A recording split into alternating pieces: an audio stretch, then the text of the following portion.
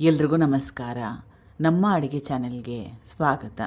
ಇವತ್ತಿನ ವಿಶೇಷ ಗರಿಗರಿಯಾಗಿ ಆರೋಗ್ಯಕರವಾಗಿರೋ ಅಂಥ ರಾತ್ರಿ ಊಟ, ಹಗುರವಾಗಿರೋ ರಾತ್ರಿ ಊಟ, ಅಥವಾ ಈ ರೆಸಿಪಿನ ಬೆಳಗ್ಗೆ ತಿಂಡಿ ಕೂಡ ಮಾಡ್ಕೊಂಡು ತಿನ್ಬೋದು. ಟ್ರೈ ಮಾಡಿ ನೋಡಿ. ಇದನ್ನು ನೆನೆಸಿಟ್ಕೊಂಡಿರೋ ಗೋಧಿ ನುಚ್ಚು ಮತ್ತು ಹೆಸರುಬೇಳೆ 1 ಅವರಿಗೆ ಮುಂಚೆ ನೆನೆ ಹಾಕಿದ್ದೆ. ಸುಮಾರು 100 ಗ್ರಾಮ್ಸಷ್ಟು ಗೋಧಿ ನುಚ್ಚು, ಸೇಮ್ ಕ್ವಾಂಟಿಟಿಯಲ್ಲಿ ಹೆಸರುಬೇಳೆ, 1 ಕಪ್ ಹೆಸರುಬೇಳೆ, 1 ಕಪ್ಪು ಗೋಧಿ ನುಚ್ಚು. ನೆನೆಸ್ಕೊಳ್ಳೋಕೆ ಮುಂಚೆ 2 ರಿಂದ 3 ಸಲ ಚೆನ್ನಾಗಿ ತೊಳೆದು ನೆನೆ ಹಾಕಬೇಕು. 2 ಪದಾರ್ಥಗಳು 1 ಅವರಲ್ಲಿ 1 ಗಂಟೆಯಲ್ಲಿ ಚೆನ್ನಾಗಿ ನೆಂದೋಗುತ್ತೆ.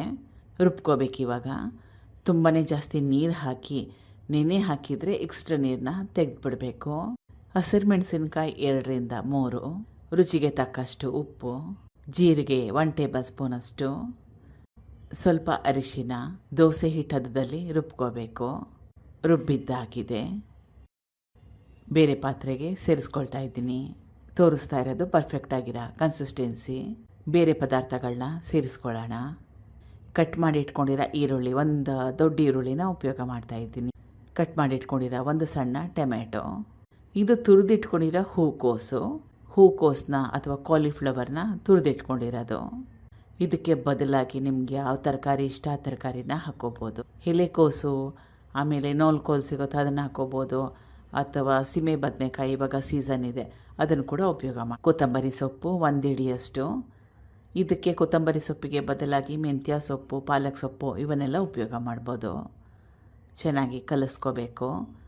ಹಿಟ್ಟನ್ನ ಹುಳಿ ಬರೆಸ್ಕೊಳ್ಳೋ ಅವಶ್ಯಕತೆ ಏನಿಲ್ಲ, ತಕ್ಷಣವೇ ಮಾಡ್ಕೋಬೋದು. ಅಥವಾ ಸ್ವಲ್ಪ ಹುಳಿ ಅಂಶ ಬೇಕನ್ನಂಗಿದ್ರೆ ರುಬ್ಕೊಳ್ಳೋವಾಗ ಮೊಸರು ಹಾಕ್ಕೋಬೋದು. ಅಥವಾ ಹೆಸರುಬೇಳೆ ಉಪಯೋಗ ಮಾಡಿರೋದ್ರಿಂದ ಹಿಟ್ಟು ಬೇಗ ಹುಳಿ ಬರುತ್ತೆ. 1-2 ಅವರ್ ನೆನೆಸ್ಕೊಂಡ್ರೆ ಸಾಕಾಗುತ್ತೆ, ಚೆನ್ನಾಗಿ ಹಿಟ್ಟು ಹುಳಿ ಬರುತ್ತೆ. ಹೆಂಚಿಟ್ಕೊಂಡಿದ್ದೀನಿ, ಚೆನ್ನಾಗಿ ಕಾದಿದೆ ಇವಾಗ. ಅದು ತರಕಾರಿಗಳು ಜಾಸ್ತಿ ಉಪಯೋಗ ಮಾಡಿರೋದ್ರಿಂದ ತೆಳುವಾಗಿ ಮಾಡಲಿಕ್ಕೆ ಕಷ್ಟ ಆಗುತ್ತೆ. ಇದೇ ಹಿಟ್ಟಲ್ಲಿ ಪೊಡ್ ಕೂಡ ಮಾಡ್ಕೋಬೋದು. ಎಣ್ಣೆ ಮುಚ್ಚಿಡಬೇಕು. 1 ಕಡೆ ಚೆನ್ನಾಗಿ ಬೆಂದ ಮೇಲೆ ತಿರುವಾಕೋಬೇಕು. 2 ಕಡೆ ಚೆನ್ನಾಗಿ ಬೇಯಿಸ್ಕೋಬೇಕು. ಈಗಿದಾಗಿದೆ. ಟ್ರೈ ಮಾಡಿ ನೋಡಿ. ಇದಕ್ಕೆ ಸೈಡ್ ಡಿಶ್ ಅವಶ್ಯಕತೆ ಏನಿಲ್ಲ.